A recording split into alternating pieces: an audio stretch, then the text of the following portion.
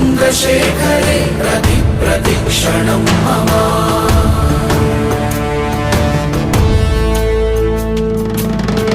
ആരിവൻ കല്ലും തൂക്കിപ്പോയിടുന്നോൻ, പൈതൽ പോലെ തോളുമേലെ നിന്നെ തൂക്കിപ്പോയിടുന്നോൻ.